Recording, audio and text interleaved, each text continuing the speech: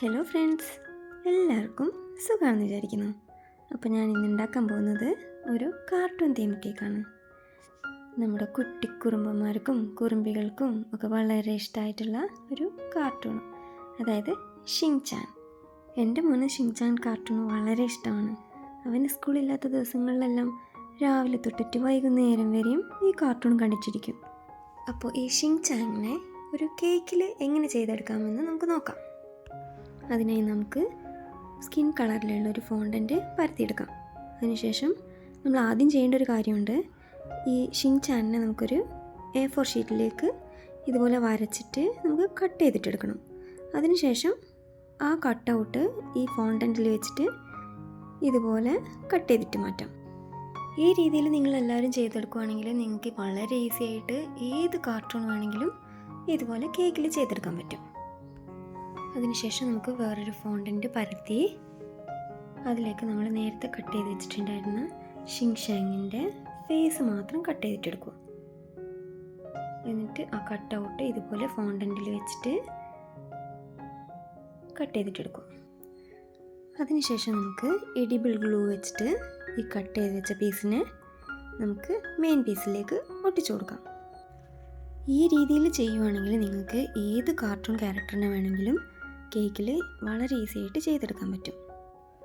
ഇനി നമുക്ക് red fondant പരത്തിയിട്ട് അതിലേക്ക് ഷിൻചാൻ്റെ ഡ്രസ്സിൻ്റെ പോർഷൻ കട്ട് ചെയ്ത് മാറ്റാം. നമ്മൾ പേപ്പറിൽ കട്ട് ചെയ്ത് വെച്ച പീസ് ഇതുപോലെ ഫോണ്ടൻറ്റിൽ വെച്ചിട്ട് കട്ട് ചെയ്തെടുക്കാം. ഇനി കട്ട് ചെയ്ത പീസ് നമുക്ക് നേരെ മെയിൻ പാർട്ടിലേക്ക് ഒട്ടിച്ചു കൊടുക്കാം.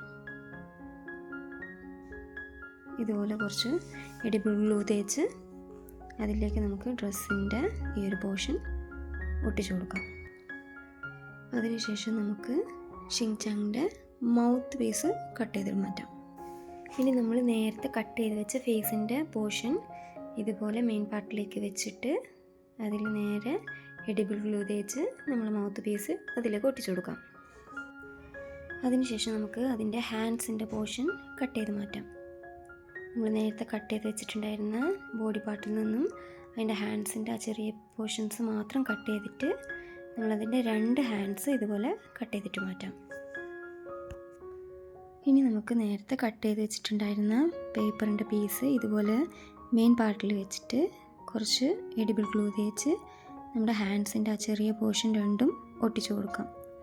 ഈ ഒരു രീതിയിൽ നമ്മൾ ചെയ്തെടുക്കുകയാണെങ്കിൽ നമുക്ക് കൺഫ്യൂഷൻ ഇല്ലാതെ ഓരോ പാർട്സും കറക്റ്റ് പ്ലേസിൽ തന്നെ ഒട്ടിച്ചെടുക്കാൻ പറ്റും. ഇതുപോലെ ഡ്രസ്സിൻ്റെ സ്ലീവും ഒട്ടിച്ചു കൊടുക്കാം.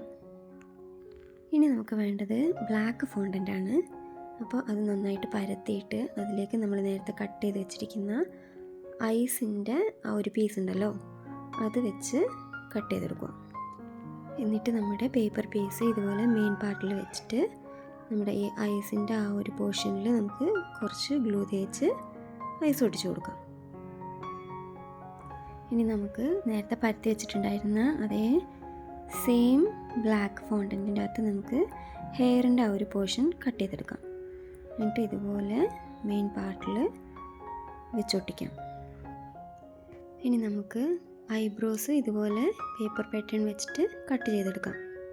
അതിനുശേഷം നമുക്ക് ഈ ഒരു പോർഷനിലേക്ക് കുറച്ച് ഗ്ലൂ തേച്ച് നമ്മുടെ 2 ഐബ്രോസും ഇതുപോലെ ഒട്ടിച്ചു കൊടുക്കാം.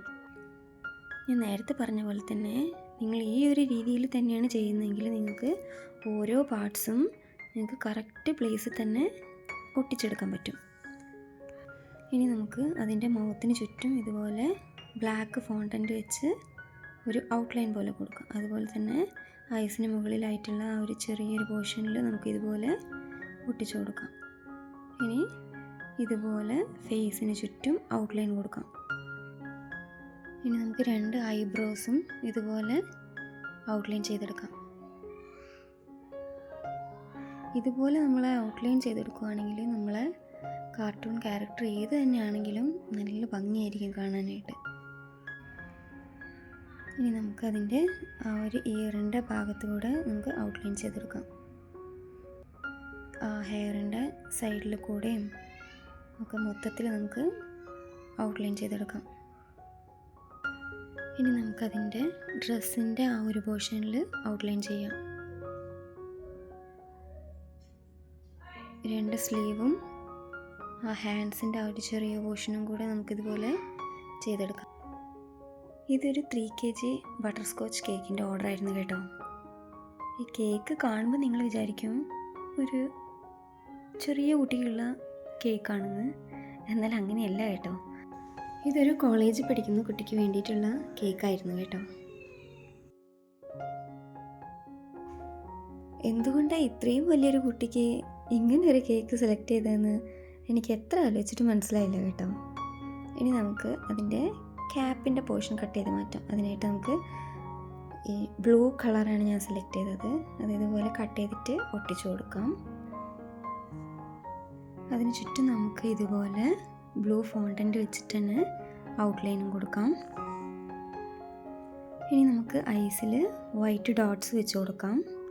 ഇതുപോലെ വെച്ച് കൊടുത്താൽ നല്ല ഭംഗിയായിരിക്കും കാണാൻ.